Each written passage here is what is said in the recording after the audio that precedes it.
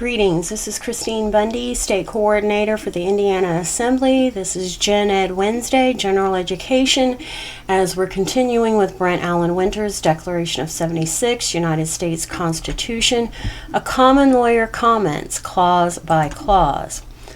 All right, so here we've gone through last week. Right? So here are the pages from last week. Here's the reading, here to purchase the book. And we'll go through the questions here. All right. So, number 48, Section 6, Clause 1. They shall in all cases, except treason, felony, and breach of the peace, be privileged from arrest during their attendance at the session of their respective houses, and in going to and returning from the same, and for any speech or debate in either house. They shall not be questioned in any other place. Number 49. The privilege of freedom from arrest for members going to and from congressional sessions applies to misdemeanors only. Okay? We are talking about current sitting that are committing felons, not misdemeanors. Okay? Number 50. We have, libel is a false statement written that damages another's reputation. Slander is a false spoken statement that does so. Section 6, Clause 2, no senator or representative shall, during the time for which he was elected, be appointed to any civil office under the authority of the United States, which shall have been created, or the emoluments whereof shall have been increased during such time, and no person holding any office under the United States shall be a member of either house during his continuance in office. Number 52, this clause keeps any member of Congress from holding office in either of the two branches of government, the executive and the judicial, from creating jobs in them to which they can later be appointed, or while serving in Congress from raising salaries of jobs they hope to later hold, all in violation of separation of powers. Number 53, Section 7, Clause 1. All bills for raising revenue shall originate in the House of Representatives, but the Senate may propose or concur with amendments as on other bills.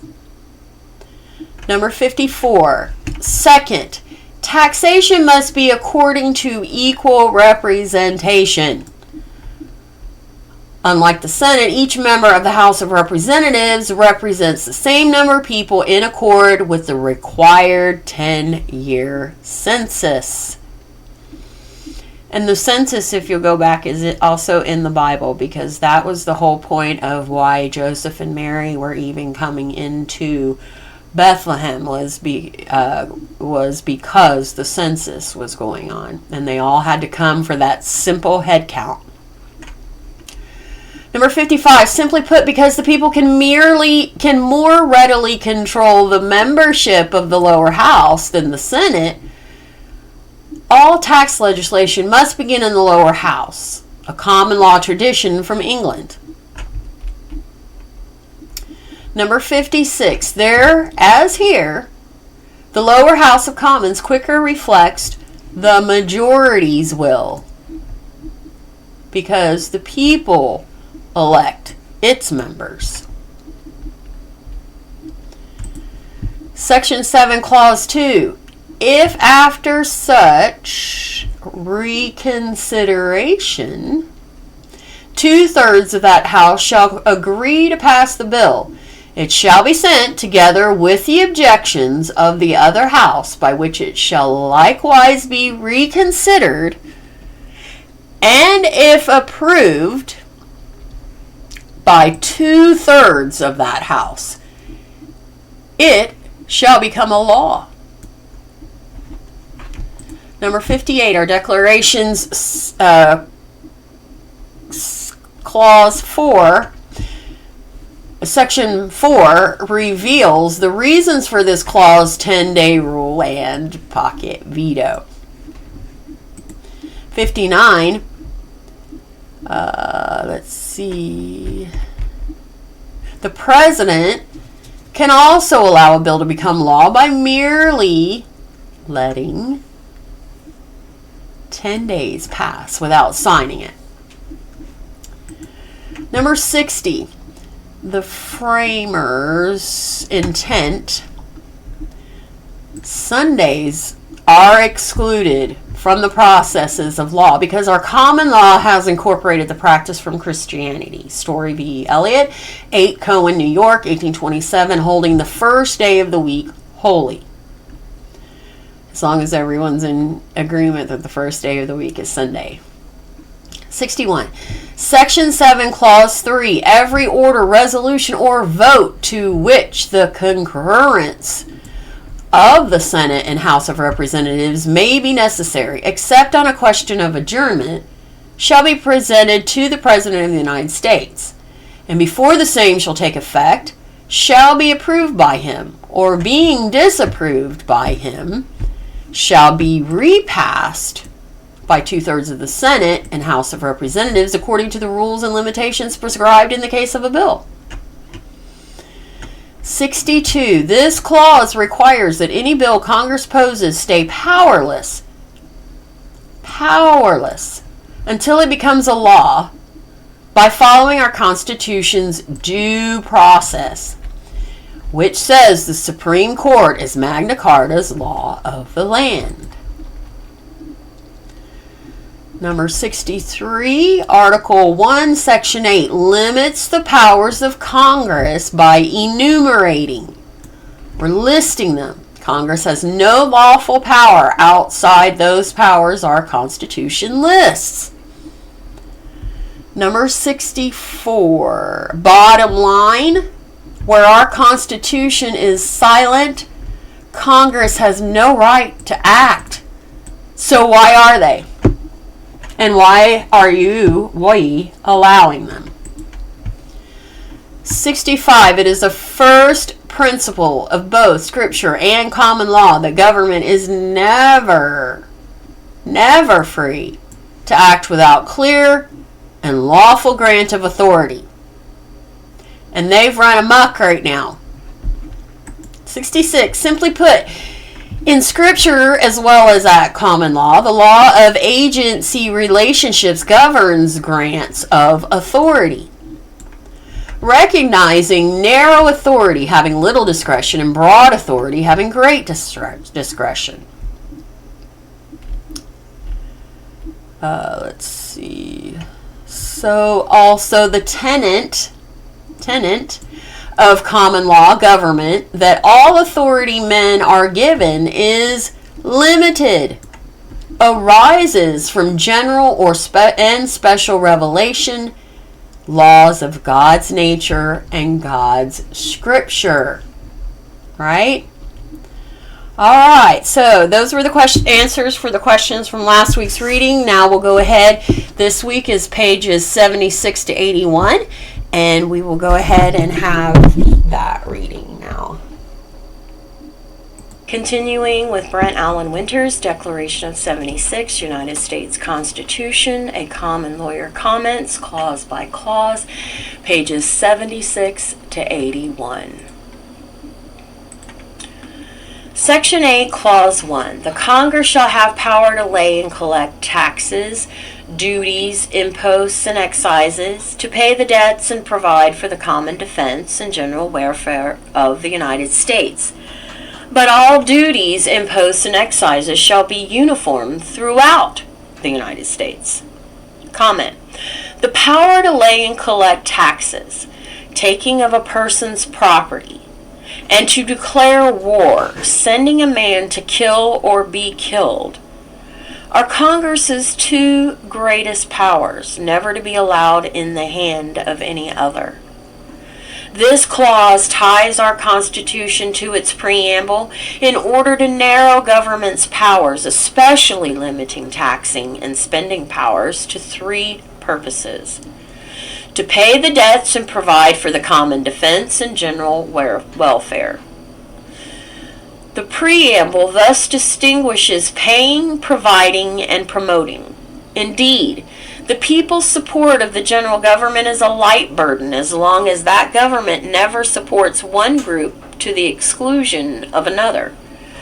Providing for the general welfare of the United States is to foster the good of the entire country, without exception, never of one group but not another. Such favoritism fosters never-ending ruthless attempts of one group to use government power to plunder another, the key device for such plundering being the income tax.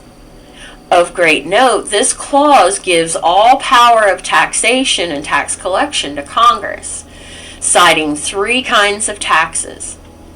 Duties are taxes on goods coming into the United States, also called external revenue. Border taxes and customs duties, for which the U.S. Coast Guard, Customs, and Border Patrol are enforcement arms. Excises are taxes on sales, product use, and production, business procedures and privileges within the United States, also called internal revenue. Tobacco, liquor, amusement, corporation, and privilege taxes, for which alcohol, tobacco, and firearms, and Internal Revenue Service, IRS, bureaucracies are enforcement arms.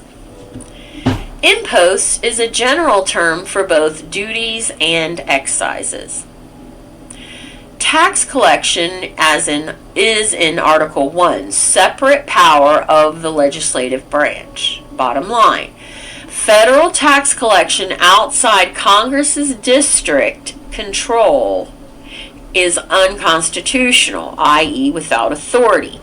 Even the otherwise conflict-ridden Amendment 16 says Congress shall have power to collect taxes. Indeed, Congress's present allowing of executive branch bureaucrats to collect taxes violates the common sense of the common law's required separation of powers. From the Constitution stems the three branches: legislative, Congress, executive, president, and judicial, courts, of the general government, each having separate and distinct powers and duties. Further, each branch is to keep the other two from using powers our Constitution has given it alone. For example, our courts, judicial branch, must object when the president, executive branch, judges crimes because the common law and our Constitution allot judicial power to the judicial branch alone. Congress must protest when the president, executive branch, collects taxes, or the courts, judicial branch, or the president, executive branch, enacts law because the common law and our Constitution lodge all legislative and tax collection power in Congress. So also the president must lay claim to his duty to command the armed forces of the United States if Congress or our courts tries to exercise direct military control, because our Constitution recognizes direct authority over the armed forces in the president, executive alone. By these separations, power is never to be gathered into the hand of a single will, ensuring that government never violates individual rights. Thus, also the headquarters and offices of the legislative, executive, and judicial powers must be far removed in separate buildings. For example, A prosecutor's office ought never be in the courthouse, and thus near the judge's chambers. Such practices breed incestuous relationships that destroy independent legal judgment and foster power gathering. The president or any other person who may himself be the accuser, counsel, judge, and jury, whose suspicions may be the evidence, his order, the sentence, is his officer, the executioner, and his breast, the sole record of the transaction, shall reduce the inhabitants of these states as outlaws to the absolute dominion of one man, and the barrier of the Constitution thus swept away from us all. No rampart now remains against the passions and the powers of a majority in Congress. James Madison and Thomas Jefferson, Kentucky Resolution of 1798. Taxation and collection are the non-delegable duties of Congress. However, the Internal Revenue Service is said to be an agency of the Treasury Department, and thus under the President's control, placing tax collection under command of the President and not, as this clause requires, under the control of Congress. In short, Congress must collect taxes, not the President's IRS bureaucrats. Nevertheless, Congress ignores this non-delegable duty. Congressmen, by allowing the President to do the dirty work, tax collection and enforcement, escape their responsibility for tax collection abuses. Once Americans learn that our Constitution makes Congress alone responsible for tax collection abuses, voters will throw the entire Congress out of office. Congress, by its unconstitutional laying of taxes it refuses to collect, dodges blame for the President's collection abuses. Both the President and Congress pass the buck for collection abuses.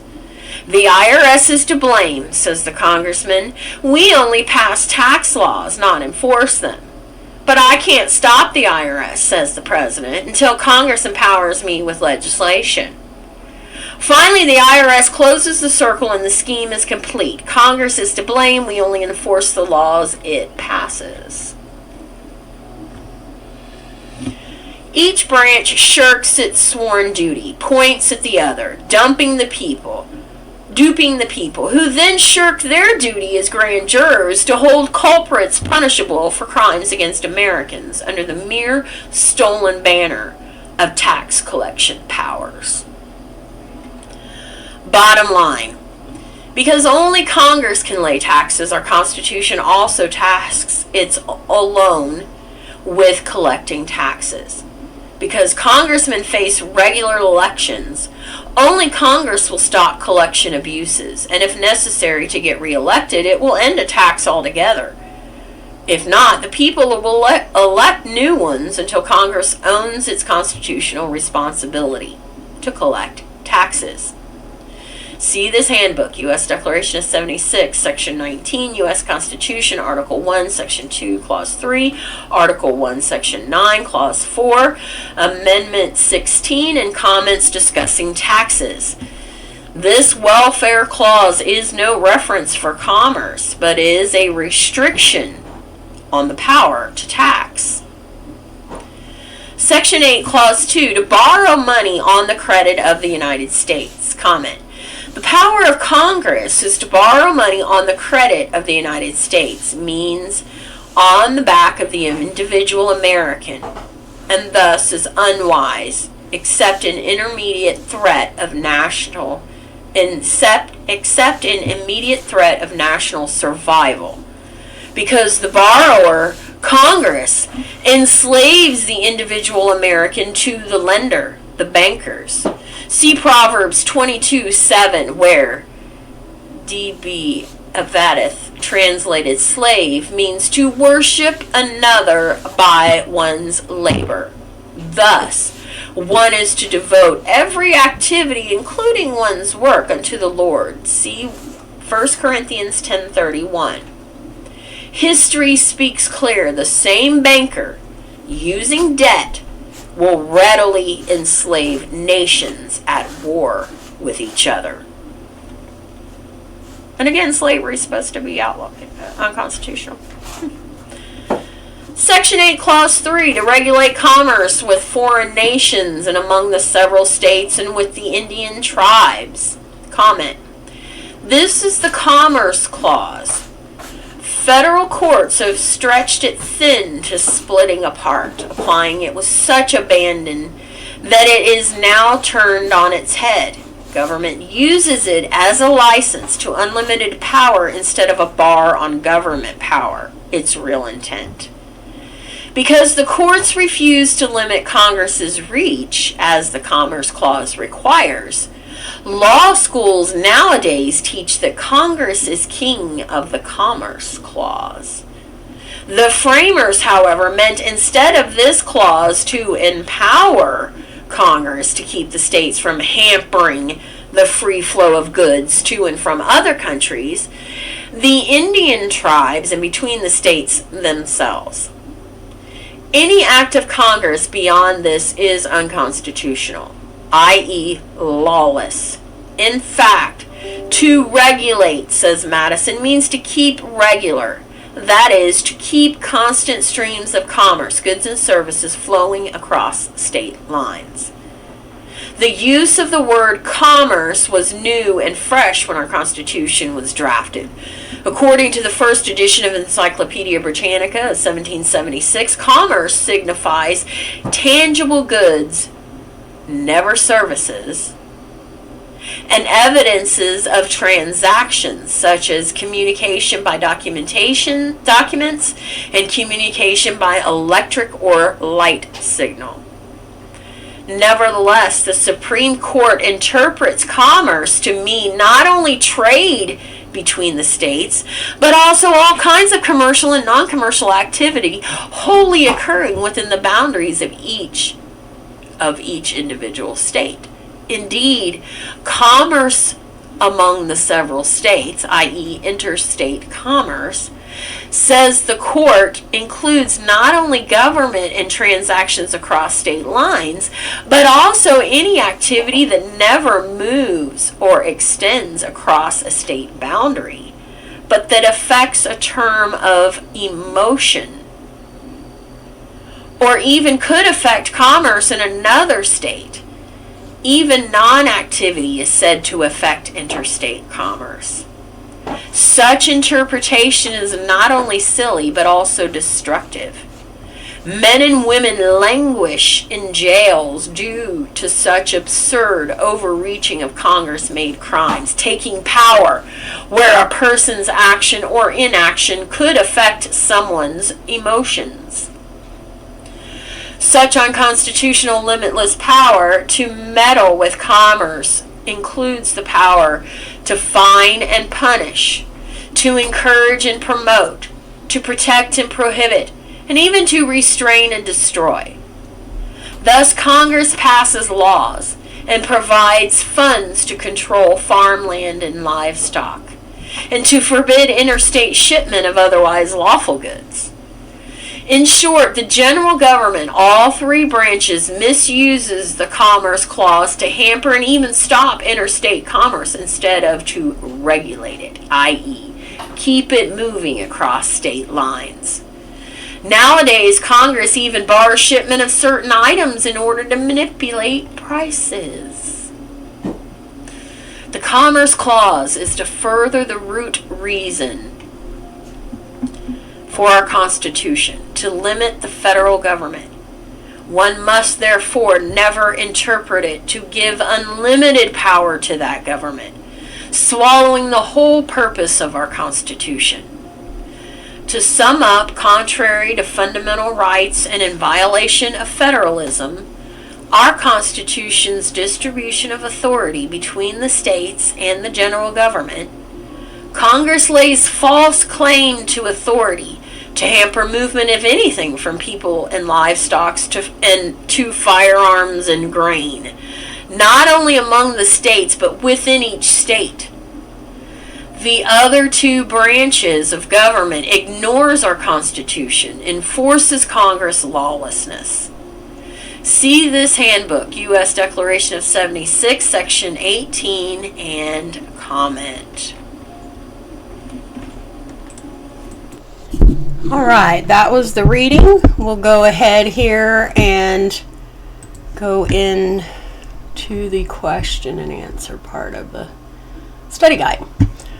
All right, Section 8, Clause 1, the Congress shall have power to lay and collect taxes, duties, imposts, and excises, to pay the debts and provide for the common defense and general welfare of the United States.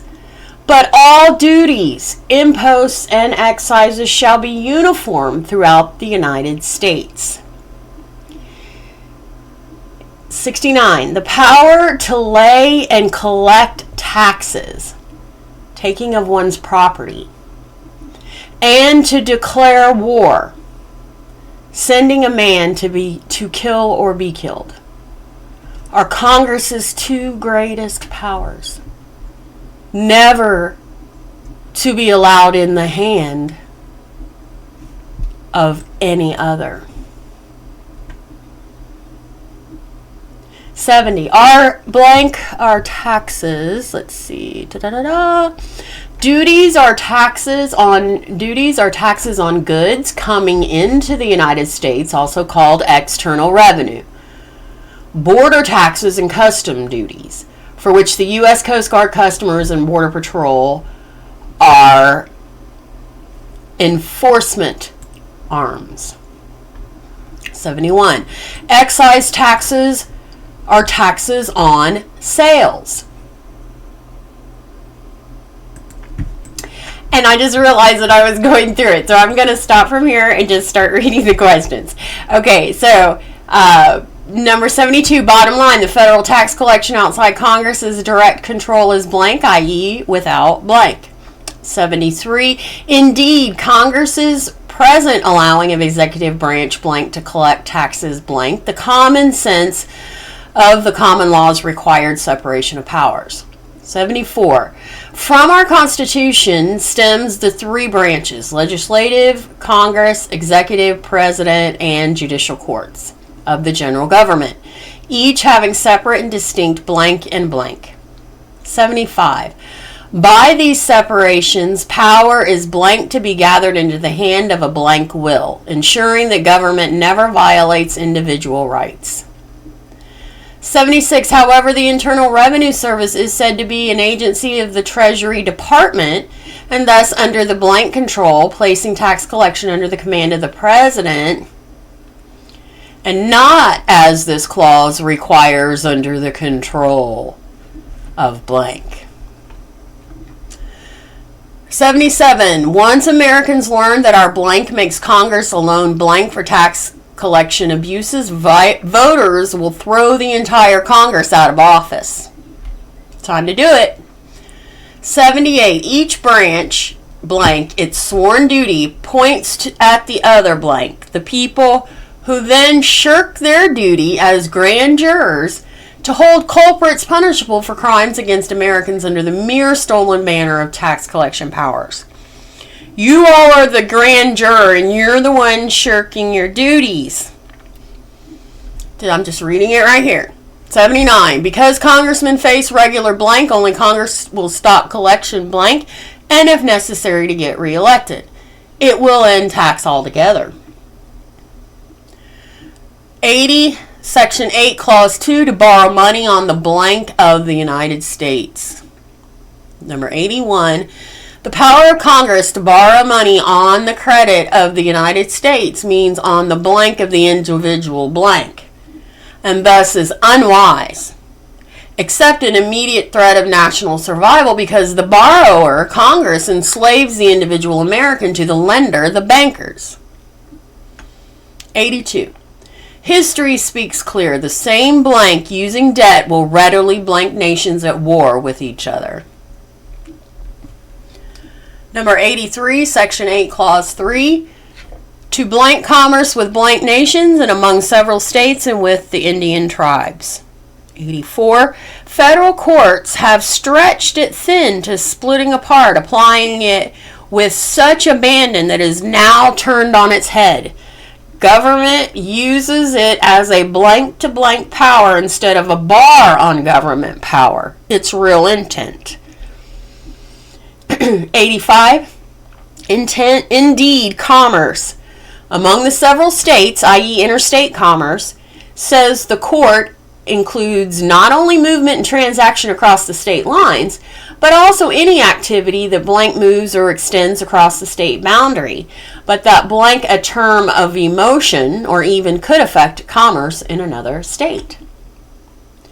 86. In short, the general government, all three branches, blank the Commerce Clause to blank and even stop interstate commerce instead of to regulate it, i.e. keep it moving across state lines. 87. One must therefore never blank it to give unlimited power to that government. Blank the whole purpose of our Constitution. Wake up! 88. The other two branches of government are blank. Our Constitution enforces Congress's blank. All right. So, remind you of the General Assembly and Militia Assembly is combined because militia is inextricably linked to all four pillars. General and Militia Assembly are combined. So, every other Monday, General Assembly meets along with militia, and then at 6 p.m. Central, and the alternating Monday for the General Assembly with the Militia Assembly. And each of those Monday evenings, we have a committed special guest, Joe on Kentucky. He's the Postal 4 Area Chief. Indiana is part of Postal Area 4. It's Michigan, Indiana, Ohio, and Kentucky. Joe also serves as PKTF Executive Director, and he's committed to be here with us each week to support us so that we can be able to build our assembly. So please show him that respect. Be on time, okay? Don't show up late and then start last minute. Well, where are we? Okay? If you did show up late, be calm and just pay attention. You can come back later to the recording to find out what was going on. And sometimes if you just look at the screen, you'll get an idea of maybe what the conversation's about. All right, so here are the 4 social media channels that we're using at this point in time. And of course, your support helps keep the assembly moving. One-time and or monthly commitments. You can go to here. Indiana's has a link at home on Indiana for its ISN shop, Indiana State National Shop. And you can purchase other goods and services there.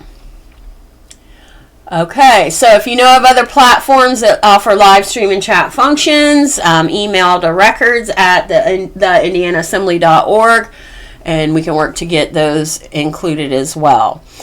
Seeking Armored Up Indianians to be able to support with getting all these videos out and connecting with the social media channels and all of that, and present your show record of actual evidence of what you've worked on, and provide that to records at the indianaassembly.org so we can get an idea and see if maybe we can have someone to step up to be able to support and help this part of the mission.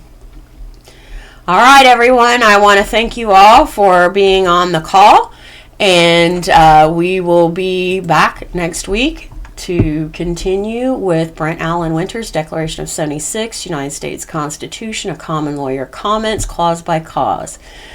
Peace and love.